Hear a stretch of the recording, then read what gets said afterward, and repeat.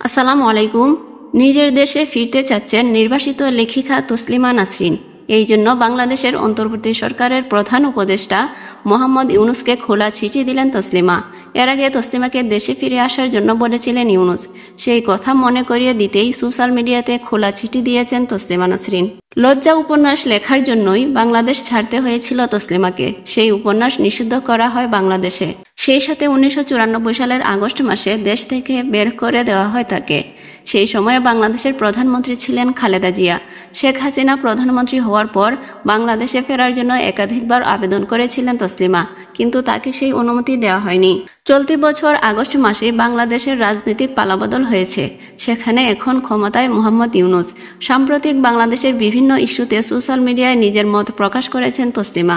সেখানে সংখ্যালঘুদের উপর আক্রমণ থেকে শুরু করে বিভিন্ন বিষয়ে সেখানে সরকারের ভূমিকায় তীব্র সমালোচনাও করেছেন তিনি।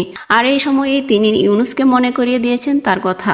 ফেসবুকে লেখা পোস্টে তসলিমা জানান, সম্ভবত 2005 সালের ফ্রান্সের দোভিলে একটি অনুষ্ঠানে খাবার টেবিলে তার সাথে কথা হয় ইউনুসের।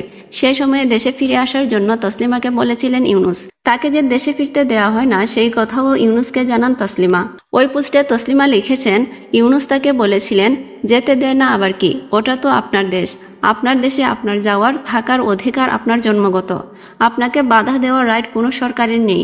তার পাসপোর্ট রিনিউ করা হয়নি, তারপরও দেশের মেয়েকে নিজের দেশে ফিরে আসার জন্য বলেছিলেন ইউনুস। তসলিমা জানান, তিনি যাতে বাংলাদেশে ফিরতে পারেন সেই চেষ্টা ইউনুস করবেন বলে কথা দিয়েছিলেন। ইউনুস কি আদৌ সেই চেষ্টা করেছিলেন সেটাও জানতে চেয়েছেন তসলিমা।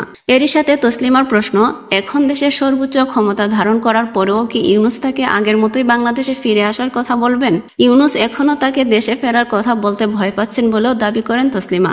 তাকে সাহায্য করলে নতুন জিহাদি বন্ধুরা তার মতোই ইউনুসের মাথাও কেটে দেবে বলেও মন্তব্য করেছেন তসলিমা। সেই সাথে ইউনুসকে কটাক্ষ করতে ছাড়েননি এই লেখিকা। তসলিমা জানান, কোনো সুযোগ সুবিধার জন্য দেশের শত্রুদের সাথে তিনি আপোষ করেননি, কিন্তু ইউনুস কি সেটা দেখাতে পারবেন বলেও প্রশ্ন তুলেছেন তিনি।